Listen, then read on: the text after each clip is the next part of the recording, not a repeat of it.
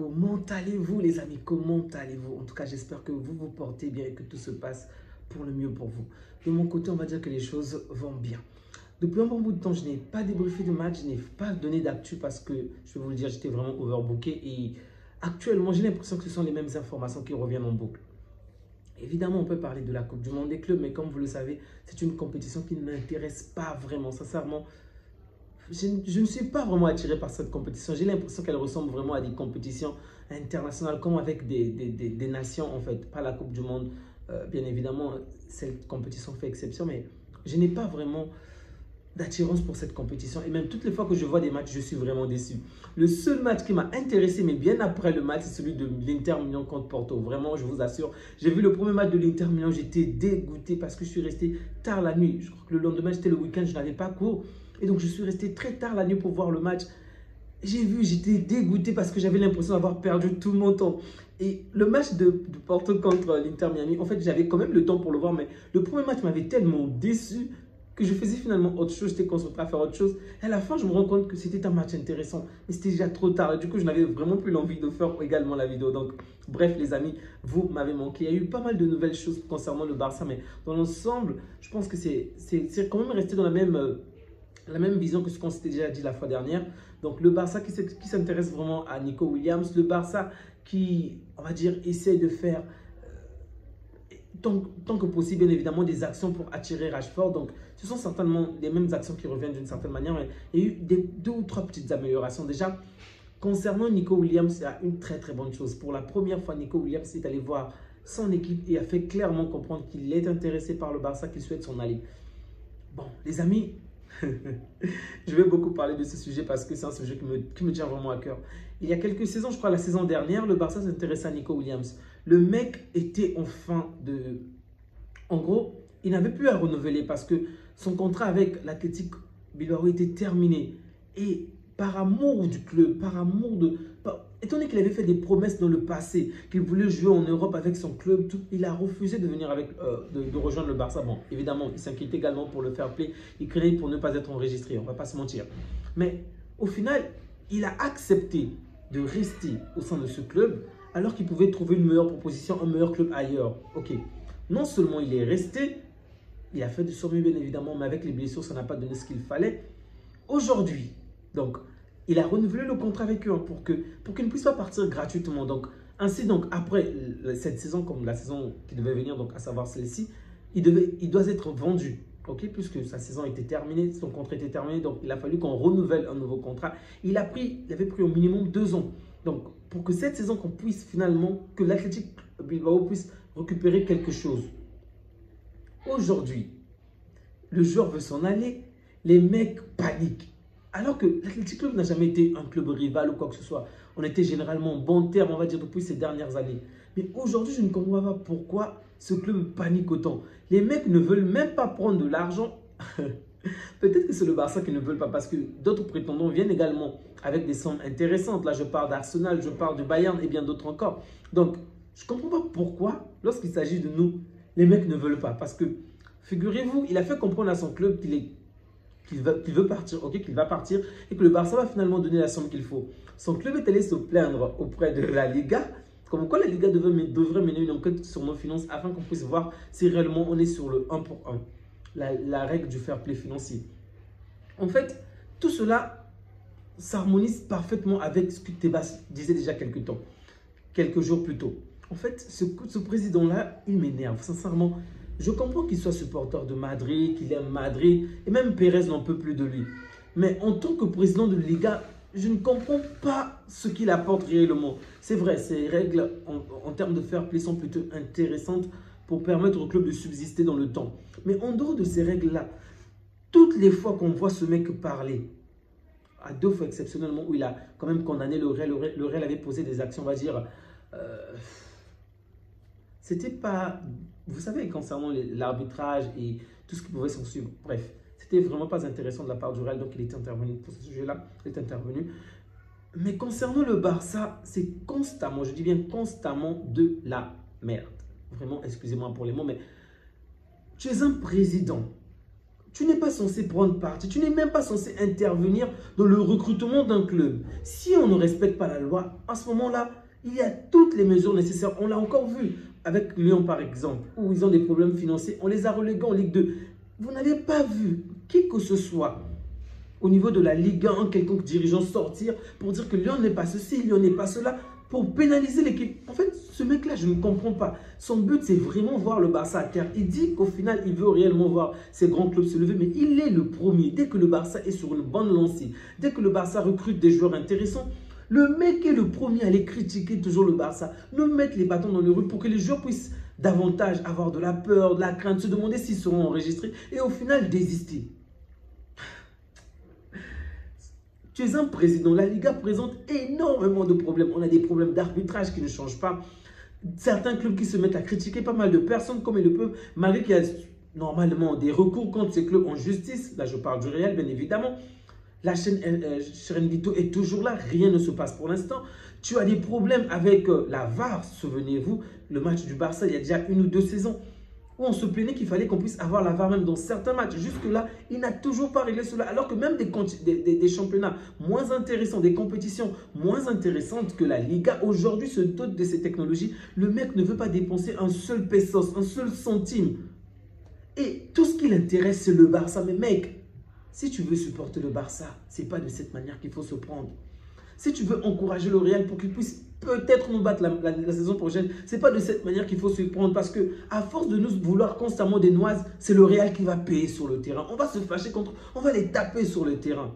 Ça sert en vieux père, je ne sais pas. Prends le temps, parle du Real, parle d'autres choses, mais ne t'intéresse pas au Barça. Le Barça, ce n'est pas ton club. Tu n'es pas supporter du Barça. Parle du Real, parle d'autres clubs. Ou même tais-toi juste en fait, parce que tu es un président. Arrête de prendre parti. Parle de la Liga en général. Parle de ce que tu vas apporter de nouveau en fait. Des améliorations qu'il doit avoir en fait. C'est aussi simple que ça. Aucune compétition, la France, l'Angleterre, le Portugal, vous n'entendez aucun président de compétition parler constamment comme Tebas. Mais Tebas est toujours là, toujours. C'est épuisant, vraiment épuisant. En plus, c'est constamment contre le Barça. Le mec ne vise que le Barça, Quand même. Bref, comme je l'ai dit, ça c'est l'affaire Tebas. J'aimerais encore revenir sur le fair play des équipes, on va le dire ainsi, parce que je comprends c'est du business, il n'y a pas d'amitié ou quoi que ce soit, mais c'est quand même décevant de voir des clubs ne pas souvent honorer leur engagement. La situation de Williams n'est qu'une situation parmi tant d'autres. On le voit également avec Gyökeres, qui avait finalement fait une promesse. Le club avait tout dit, ils ont tout fait. Voilà pourquoi il faut toujours avoir des contrats signés. Malheureusement, Gyökeres s'était contenté de leurs paroles. Aujourd'hui, il en paye les pots cassés parce que Arsenal s'intéresse à lui. Le club était censé le vendre à un certain prix, mais le club ne veut pas. Le club veut beaucoup plus. Donc, sincèrement, surtout pour ces joueurs-là, pour ces stars-là, ils ont tous les moyens pour avoir des avocats. En fait, toute la panoplie d'avocats qu'il faut vraiment, ils doivent tout mettre sur papier, tout vraiment certifier parce que les paroles s'envolent en fait, les écrits demeurent. Donc, c'est triste pour lui, mais j'espère que Gyökeres également va trouver le club qu'il faut. Si jamais un jour il s'intéresse au Barça, évidemment que je ne dirai pas non. Donc, pour l'actualité du Barça, vous le savez certainement, Lewandowski apparemment ne va peut-être pas rester. J'ai cru comprendre que les alarmes de l'Arabie Saoudite l'appellent, mais pour l'année 2027, on va dire donc été 2026, ce qui est normal parce que son contrat avec nous se termine l'été prochain. Pour moi, ça ne me cause aucun problème s'il part l'été prochain, bien évidemment, parce que cette saison, pour moi, c'est déjà la saison de transition. Il faut qu'il y ait quelqu'un d'autre pour seconder ou même pour prendre la première place et que Lewandowski vienne juste pour compléter. Sauf si, bien évidemment, au cours de toute la saison, il manifeste d'une certaine régularité, qu'il est toujours décisif. Alors, à ce moment-là, il faudrait peut-être renouveler encore d'une saison. Mais pour l'instant, je pense qu'on peut trouver mieux, ok, plus jeune, plus fort et on va voir ce que ça va donner. Bon, évidemment, vous savez que financièrement, on est énormément limité. Donc, le poste de 9, ce n'est vraiment pas ma priorité. Mais comme vous l'avez certainement compris à travers les réseaux sociaux, le Barça s'intéresse toujours à Rashford. Donc, même si le deal de Nico Williams venait à marcher, apparemment, on pourrait toujours réaliser un prêt pour recruter Rashford. Ce qui serait une très très bonne chose parce que plus de joueurs en attaque, plus de repos pour certains, un moyen pour renouveler la force des joueurs. Donc, pour moi, je ne trouve aucun inconvénient. Okay, même si on disait, il s'appelle comment, Diaz, Rashford, je ne dirais pas non. Tant que cela ne va pas bousiller notre économie, ça ne me pose aucun problème. Pas, je précise que ce n'est pas possible puisque économiquement, ça serait même un miracle en fait. Bref, ce n'est pas le seul sujet. Donc, Ansu Fati également qui, apparemment cette semaine, il va normalement se rendre au niveau de Monaco, donc au club monégasque. Ce qui est intéressant, c'est que je crois que ça devrait se faire avant le jeudi. Donc, il va passer la visite médicale et autres. J'espère pour lui qu'il sera à la hauteur, qu'il va vraiment cartonner en Ligue 1. Je serais même prêt à suivre Monaco. Vraiment, je vous dis, je serais prêt à suivre Monaco pour juste voir ce que ça va donner avec Ansu Fati. Mais apparemment, avant qu'il puisse signer avec Monaco, le Barça aimerait renouveler son contrat parce que si jamais il joue la saison prochaine avec Monaco, il ne restera plus qu'une saison. Du coup, on n'aura pas énormément d'impact, d'influence sur lui. Facilement, un autre club pourrait attendre encore une saison pour récupérer Ansu Fati si jamais il est sur de bonnes performances. Donc le Barça aimerait renouveler son contrat afin que si jamais il performe avec Monaco, qu'on puisse finalement réaliser une bonne vente après. Et sachez que dans son contrat, il y aura un certain pourcentage en cas de revente. Donc ça pourrait être intéressant. Mais bon, en toute sincérité, je ne vais pas vous mentir, c'est un joueur que je vais voir réussir au Barça. Mais par rapport à toutes les blessures, là je ne parle pas de son niveau, par rapport à toutes les blessures, je ne pense pas qu'il puisse être peut-être pertinent pour le Barça pour renouveler. À la limite encore, attendre peut-être l'hiver prochain, mais on ne sait pas comment ça va se passer, mais je ne pense pas que ça puisse être une bonne idée de renouveler encore avec Ansu Fati. Bref, avec le coach actuel, il n'a pas sa place parce qu'il y a déjà énormément de joueurs talentueux et avec tous les pépins physiques qu'il a, à moins que la saison prochaine soit vraiment complètement différente, mais pour l'instant, je ne trouve pas pertinent que l'on puisse renouveler le contrat d'Ansu Fati. En défense, il y avait un choix, on va dire, une certaine hésitation entre Araujo et Christensen. Ah, j'ai bien prononcé cette fois-ci Araujo. Donc, apparemment, on souhaitait se débarrasser d'un de ces deux joueurs, puisque pour le fair play, c'est quand même intéressant, c'est vraiment nécessaire. Mais à part pour Araujo, il n'y a pas un autre club pour l'instant qui est intéressé. Mais pour Christensen, je crois que l'AC Milan est quand même intéressé par lui. Sauf que lui ne souhaite pas partir, il souhaite rester. Ce que je comprends parfaitement, tu joues dans un très grand club, une très bonne ville, le climat est bon, le mode du club est bon, on a un très bon coach, vraiment tout est bon. Mais pour nous, c'est pénalisant parce que je ne remets pas en cause le talent de Christensen, vraiment pas. Il est très fort, on le sait tous, c'est un très bon joueur. Mais comme nous tous, nous le savons très bien, il n'est toujours pas là en fait.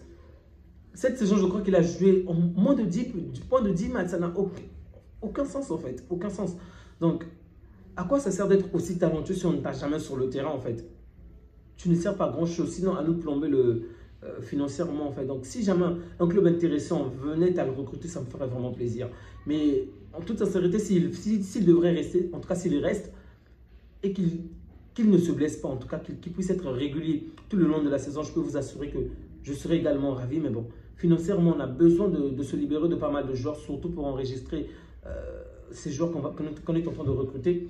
Comme vous le savez déjà, Garcia a déjà été recruté, il a déjà été présenté. Donc, sur ce sujet, on va directement balayer. Il y a pas mal d'autres joueurs. Il y a également un jeune joueur suédois qui devrait nous rejoindre, mais il y a quelques années, plutôt du moins la saison passée ou celle d'avant, il avait eu un croisé, mais c'est quand même un bon joueur, un bon dribbleur. Bon, je ne dirais pas au niveau de Yamal, mais il dribble plutôt bien. Et ce que j'aime également, c'est qu'il a une bonne puissance de frappe. On ne va pas dire qu'il y a l'efficacité, mais il y a déjà la frappe. Et ça, c'est très intéressant parce que nous jouons souvent contre des clubs qui jouent souvent le bloc bas et on a du mal à tirer de très très loin. Et avoir un joueur qui peut constamment mettre cette pression, il ne va pas forcément marquer, mais créer ce doute-là à l'adversaire, ça pourrait souvent inciter l'adversaire à finalement ressortir de son mur. Et ça pourrait être une très bonne chose. Mais d'un autre côté, il a une blessure, du moins, il revient d'une longue blessure et ça a complètement changé ses performances. Donc, ce n'est pas également rassurant. C'est vraiment pas rassurant. Mais je comprends que son prix puisse être intéressant. C'est un prix vraiment bas, je crois que 5 ou 6 millions. Et en plus de cela, il sera enregistré à l'équipe B. Donc, mais toutefois, il va jouer avec l'équipe A, ce que je sache. Donc, s'il est enregistré avec l'équipe B, il y aura certainement un prêt après. Mais bon, dans tous les cas, je souhaite qu'il réussisse. Si c'est un bon joueur, qu'il vienne, qu'il réussisse et qu'il puisse vraiment soit être propulsé dans l'équipe A, soit être vendu à un très bon prix. Les amis, je vais m'arrêter là pour la soirée. Du moins concernant le Barça, je vais parler d'un dernier sujet concernant le Paris Saint-Germain contre l'Inter de Miami. En fait, c'est le match que je pourrais vraiment voir, je vous assure. Et normalement, le dimanche à 16 h, je serai en classe. En espérant que peut-être le prof accepte de nous laisser aller sortir plus tôt. Mais bon, ça sera quand même difficile pour moi sans les huitièmes de finale, ok? Messi a vraiment manifesté sa joie en se qualifiant parce que c'est historique. Déjà, c'est la première fois que son équipe participe à cette compétition, qui d'ailleurs est également la première. Et malgré toutes les limites de ce club-là, souvenez-vous, je disais que l'Inter de Miami est un très petit club. Je ne voyais même pas ce club sortir des poules, vraiment, mais je fais mon mea culpa. Mais ils ont finalement réussi. C'est Messi qui fait toute la différence, du moins. Lorsqu'il est là, tu sens que le club est différent. Bref, ils vont jouer contre le Paris Saint-Germain. Je ne veux pas être pessimiste, mais je vois très mal le Paris Saint-Germain s'incliner face à l'Inter Miami. Vraiment très mal. C'est peu probable parce que là-bas, il y a de très grands joueurs, de jeunes et grands joueurs avec un très grand coach. De l'autre côté, on a un coach qui n'est pas assez expérimenté avec une équipe composée de pas mal de vieux joueurs qui sont à la pré-retraite. Donc, ce n'est vraiment pas pareil. Le mood est complètement différent. Mais ce que je trouve quand même décevant, ou du moins, je ne suis pas, on ne va pas dire attristé ou comment dirais-je, surpris. Un gars comme Roten ou pas mal d'autres personnes, toujours comme des haineux, il sait toujours que ça se passe mal pour Messi. Le mec, tu n'as pas eu la même carrière que lui. En fait, ces mecs-là trouvent toujours des moyens pour taper sur certains joueurs. Sincèrement, c'est décevant. L'affaire de Messi et le Paris Saint-Germain s'est passée. Passe à autre chose, mec. L'expérience avec le Paris Saint-Germain n'a pas été comme on le souhaitait. Et alors, passe à autre chose. Le pire, c'est que le Paris Saint-Germain a même réussi à gagner une Coupe du Monde sans Messi. Ça devait même être un moyen pour, je sais pas moi, oublier tous ses ex, mais il s'accroche, il souhaite seulement voir ce mec-là perdre. Mec, tu vas relever une bête qui dort. Mais en toute sincérité, je ne vois pas l'Inter Miami se qualifier. Je ne vais pas vous mentir, c'est une équipe vraiment... En Espagne, elle serait peut-être au milieu du tableau, on ne va pas se mentir. Mais bon, avec Messi, pas mal de choses peuvent s'accomplir. Donc, évidemment, je soutiens de tout cœur l'Inter Miami. Si l'Inter Miami gagne, je serais heureux parce que ça voudrait également dire que, d'une certaine manière, Dembélé va peut-être perdre des points. Bon, il ne joue pas, on ne peut pas vraiment parler de lui, mais si jamais le Paris Saint-Germain gagne, ce qui veut dire que le Paris Saint-Germain aura au minimum un autre match à jouer. Et Dembélé aura peut-être le temps nécessaire pour revenir et marquer les esprits. Et donc, faire oublier Yamal, ce que je ne veux vraiment pas voir. Donc, du coup, si l'Inter Miami peut déjà éliminer le Paris Saint-Germain, ça sera une très bonne chose. Vraiment une très bonne chose. Bref, les amis, peu importe le gagnant, je vais profiter du match. Prenez bien soin de vous si jamais Dieu le permet, si jamais les cours me le permettent. Mais bon, prenez bien soin de vous les amis ainsi que des vôtres et que Dieu vous garde. On se dit à bientôt. Et n'oubliez surtout pas de laisser un petit like, ça soutient énormément la chaîne et ça permet à l'algorithme de YouTube de davantage recommander cette chaîne. Alors que Dieu vous garde. Ciao.